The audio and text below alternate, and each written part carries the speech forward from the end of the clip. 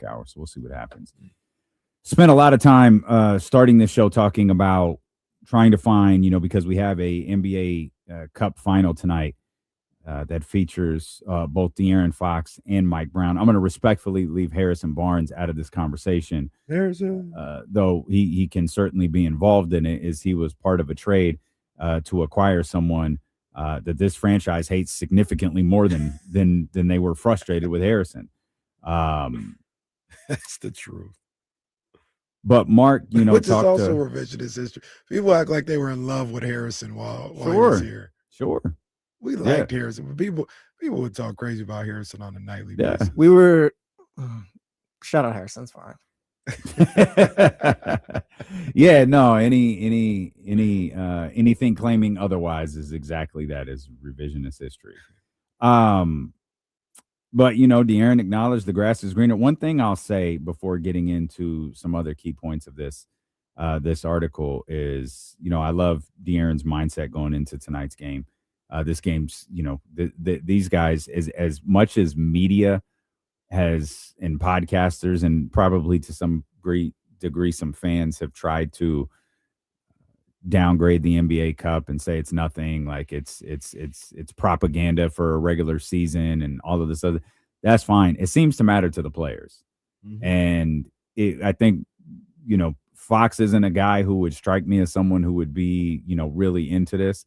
But it seems that he is. And part of me wonders if it's because the leader of this basketball team is. Mm-hmm. Wemby wants to win everything he participates in. Mm-hmm.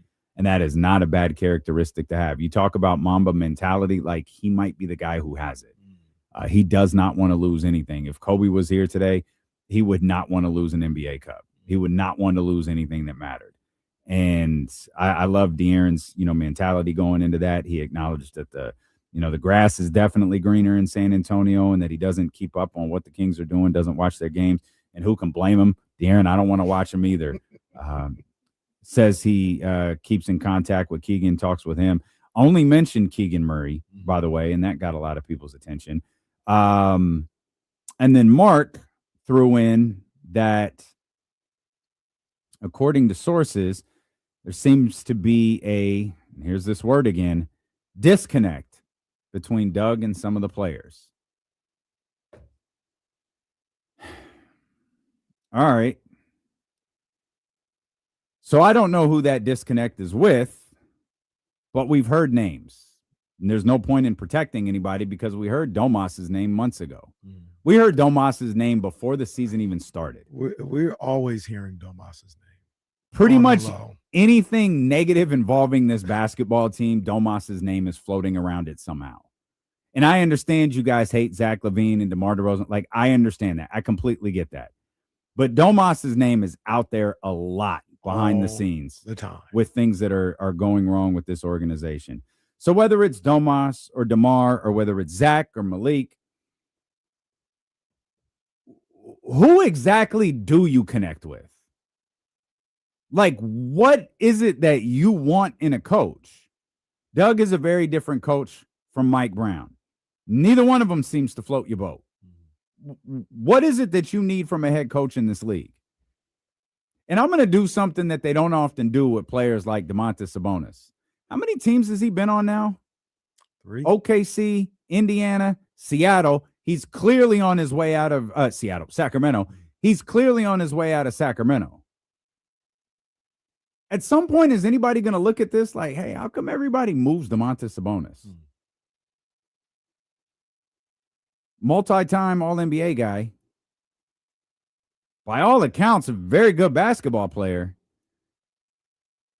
But it sure seems like it's hard to get him to stick somewhere.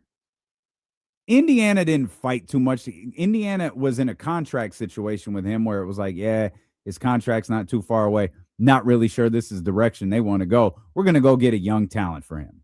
Did that. Didn't seem to fight about it either. We're willing to do it. How come he can't stick?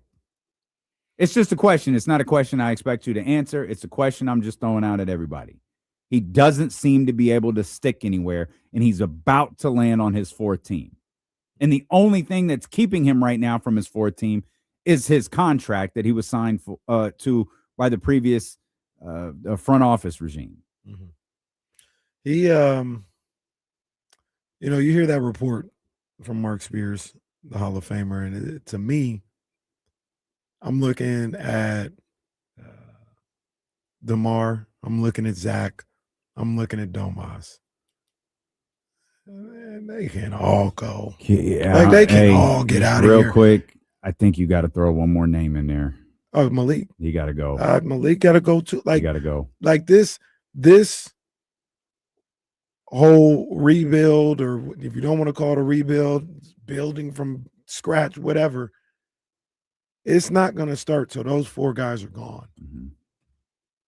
Like what's going on isn't going to progress until those guys are gone. Good basketball players in different situations could be very helpful to a number of different teams.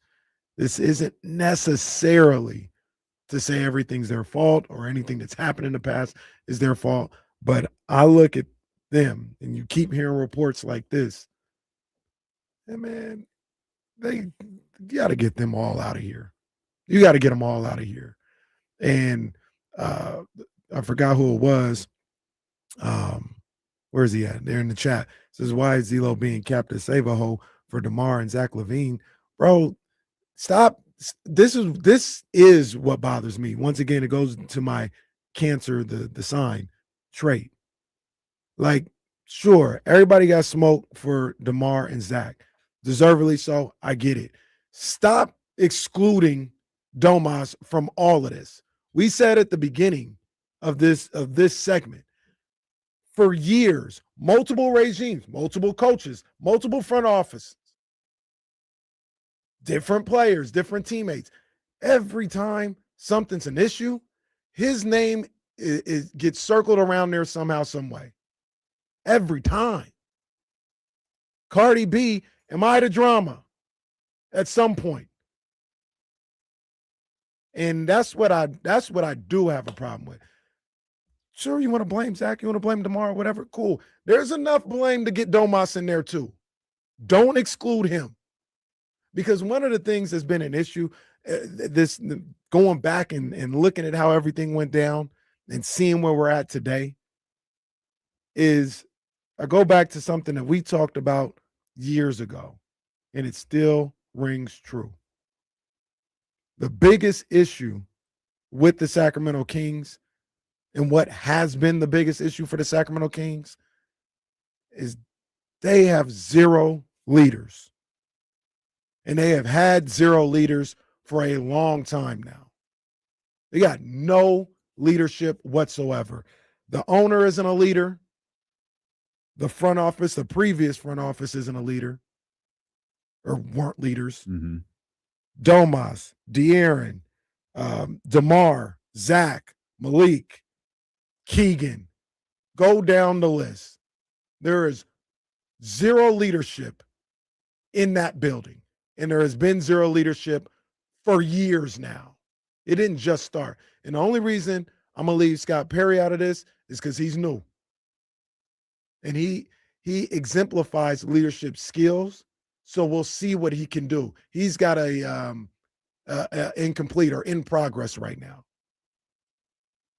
But there's 0 leadership whatsoever. Mike Brown, I go back and forth. Mike Brown exemplified leadership qualities, but there were things that I've heard on multiple occasions and different people that do not exemplify leadership qualities. But I don't know. I'll leave him out of this too. I'll say this about Mike. Mike did a lot of things, particularly that second year, that were frustrating. And I felt like going into that season, we had repeatedly said Mike Brown is going to have to coach this team differently his second season, and he didn't. Certainly not in a way that helped them. But we often say of players, you've got to give them the ability to make mistakes. You had to give Mike the ability to make a mistake, and he did. And I think he made a bad one at the beginning of that second year. And I'm not sure he ever truly got an opportunity to fix it. I think he was behind the 8 ball, so to speak, from that moment forward. There's